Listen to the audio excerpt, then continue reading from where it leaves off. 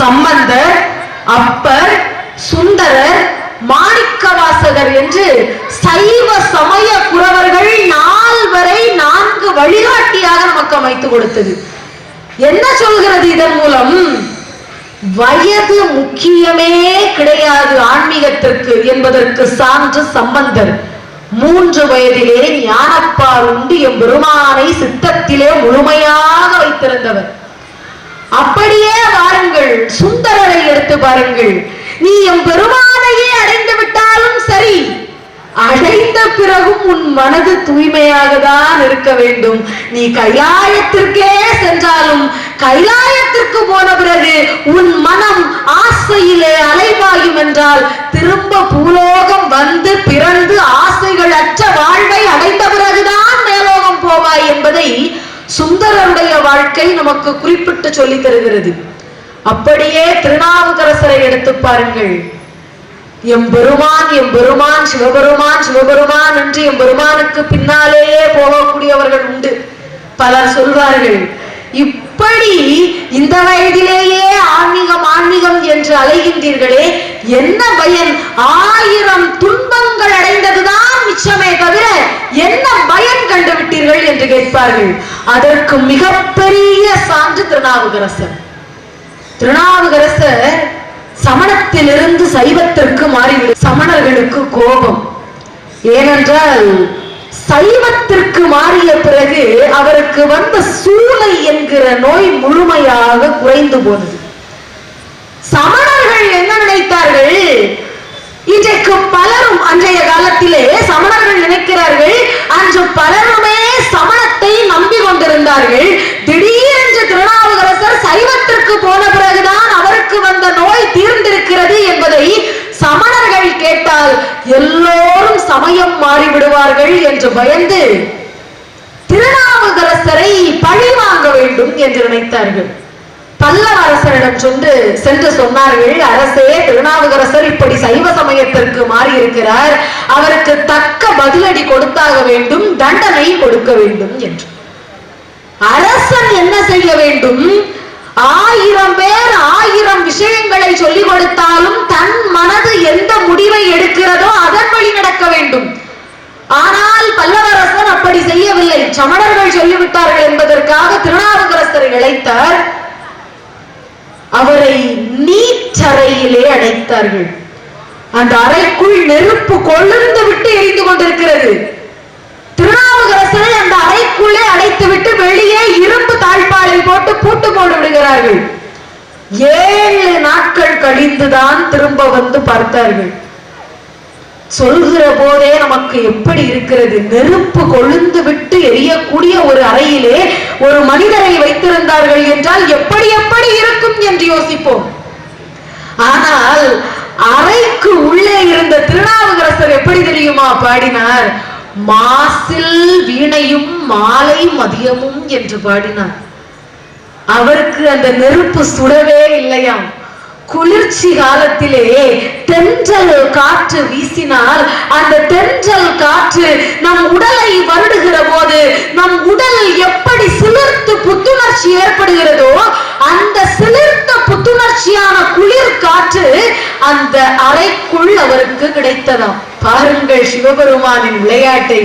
நீ சித்தத்திலே என்னை வைத்திருப்பாய் என்று சொன்னால் நெருப்பிற்குள்ளே விழுந்தால் கூட நெருப்பு உன்னை சுடாது என்பதை விளக்கி காட்டினார். பாருங்கள், அதுதான் சிவபெருமானுடைய தத்துவம். 7 நாள் கழித்து திறந்து பார்க்கிறார்கள். அவர் எப்படி உள்ளே வைக்கப்பட்டாரோ அப்படியே இருந்தார். இது வேலைக்கு ஆகாது என்று நினைத்து வெளியே எடுத்தார்கள். பாலிலே பாம்பின் நஞ்சினை கலந்து குடிக்க வைத்தார்கள். உலக மக்களையே காக்க வேண்டும், தேவர்களை எல்லாம் காக்க வேண்டும் என்று நஞ்சினை தன் கண்டத்திலே வைத்திருக்கக்கூடியவர் சிவபெருமான். சிவபெருமானின் அடியாருக்கு திரும்ப நஞ்சினை கொடுத்தால் அந்த விஷத்தை கூடவா சிவபெருமானுக்கு எடுக்க தெரியாது? கண்டத்தில் நஞ்சினை கொண்டவனுக்கு சிறு குவளை பாலில் இருக்கும் நஞ்சினை கூடவா எடுக்க தெரியாது? நஞ்சினை சிவபெருமான் எடுத்து விட்டார். திருநாவுக்கரசரின் உடலிலே நஞ்சு இறங்கவில்லை. பார்த்தார்கள், இதுவும் வேலைக்காகாது. வேறு வேறு கடினமாக துன்பப்படுத்த வேண்டும் என்று நினைத்தார்கள். சிவபெருமான் தயாராக இருந்தார். என் பக்தனுக்கு 1000 துன்பங்களை கொடுக்க நீங்கள் தயாராக இருக்கிறீர்கள் என்றால் 1000 வழிகளில் அவனை காக்க நான் தயாராக இருக்கிறேன் என்று நின்றார். என்ன செய்தார்கள்? திருநாவுக்கரசரை நிற்க வைத்துவிட்டு மதம் பிடித்த யானையை அவருக்கு முன்னால் அவிழ்த்து விட்டார்கள். அந்த யானை இருந்த மதத்திற்கு திருநாவுக்கரசர் இறந்தே விடுவார் என்று எல்லோரும் நம்பினார்கள். அப்படி வேகமாக ஓடி வந்த யானை என்ன நினைத்தது என்று தெரியவில்லை. திருநாவுக்கரசருக்கு முன்னால் வந்தவுடன் 8 திசைகளில் உள்ள அத்தனை பேரும் பார்க்கும்படி திருநாவுக்கரசரை சுற்றி சுற்றி வலம் வந்து தரையில் வீழ்ந்து வணங்கி எழுந்து நின்றது.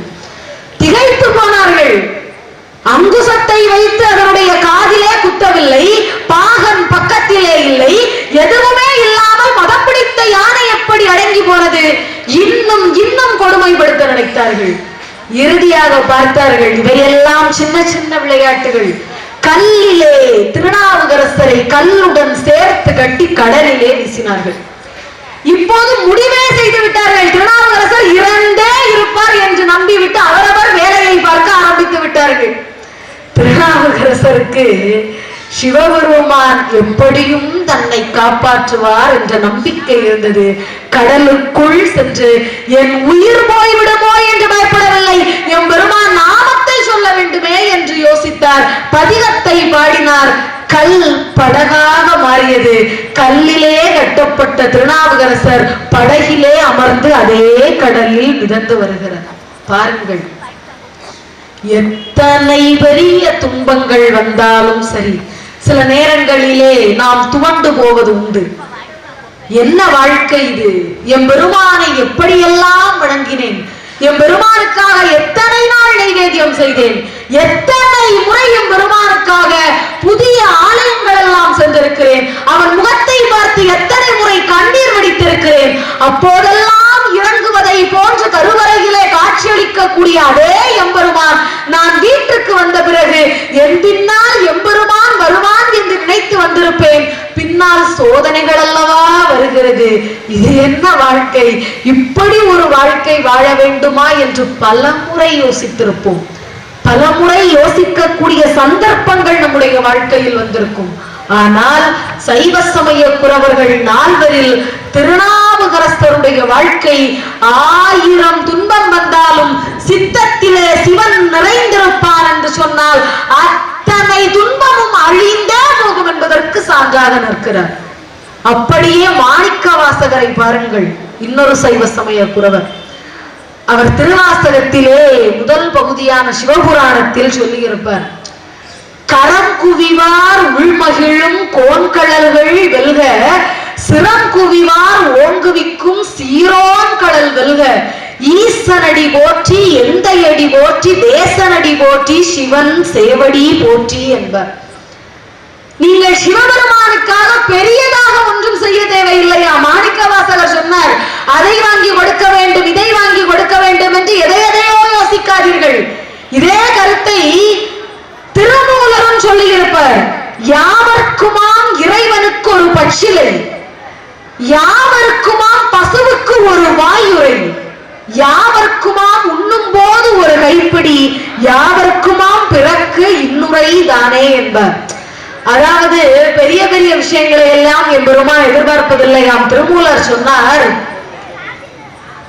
இறைவனுக்கு அதை செய்ய வேண்டும் இதை செய்ய வேண்டும் என்று பயப்படாதே. ஒரே ஒரு பச்சிலையை பறித்து என் பெருமானுக்கு முன்னால் வைத்தாலும் அதையும் பெரிய நைவேத்தியமாக சிவபெருமான் ஏற்றுக்கொள்வாராம். பசுவிற்கு உணவு கொடுக்க வேண்டும் என்பார்கள், கோமாதாவிற்கு உணவு கொடுத்தால் பல புண்ணியம் கிடைக்கும் என்பார்கள். கொடுப்பதற்கு உணவு இல்லையா?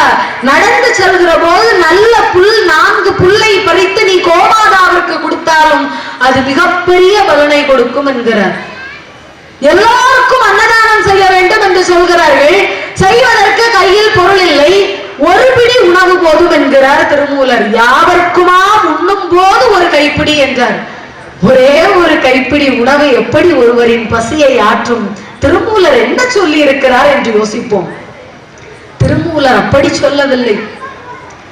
தினசரி உங்கள் வீட்டில் சாதம் செய்வதற்கு முன்பாக உங்களுக்கான பிடி சோற்றை எடுத்து உங்கள் பானையில் போடுவதற்கு முன் தினசரி ஒரு பிடி அரிசியை தனியாக இன்னொரு பானையில் போட்டு வையுங்கள். ஒரு மாதம் நீங்கள் தினசரி ஒரு பிடி சோற்றை போடுகிற போது ஒரு பானை நிறைய அரிசி உங்களுக்கு கிடைக்கும். அந்த பானையில் வரக்கூடிய சாதத்தை வெடித்து மாதத்திற்கு ஒரு முறையாவது அன்னதானம் செய்யுங்கள் என்றுதான் சொன்னார். ஒரு பிடி அரிசி